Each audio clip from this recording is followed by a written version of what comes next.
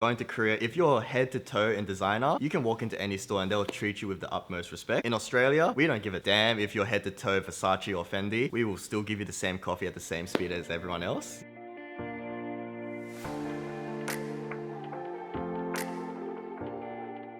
My name is Beny Kim. I'm currently turning 25 in a few months. By day, I work luxury retail. By night, I'm a personal shopper. My current fashion item that I am extremely obsessed with, it is the Raf Simons Autumn Winter 2001 to 2002 Riot Bomber Jacket. This is a heavily sought after jacket worn by the likes of Drake and Kanye.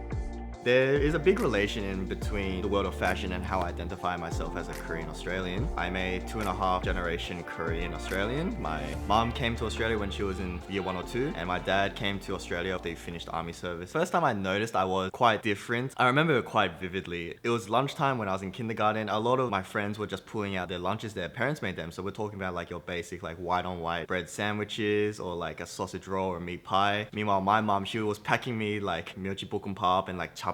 There would be like some kimchi on the side as well, so it had a strong odor. For me, that was normal, but I realized I was a bit different compared to everyone else when everyone was like looking at me differently, giving me that kind of like the exotic or different label. I rejected my Korean identity for a while. Being Asian was just kind of like a joke, because you had like people like, for example, like Mai Choni, who was just putting like the Asian accent, being the comedy person on YouTube. But then in year 9, I think I just really wanted to embrace my Korean heritage a lot more. Being Korean Australian to me right now, it's the feeling of having the best of both worlds. I get to not only live in the luxury of Australia, but also be able to have like the classic Korean conversations, Korean friendships that you would never be able to experience if you were just solely just Australian. I would define the Australian Korean fashion style ultimately as you can wear like the most expensive shoes, jacket, as long as it has little to no branding. That I think is the perfect kind of like fusion of Korean and Australian fashion.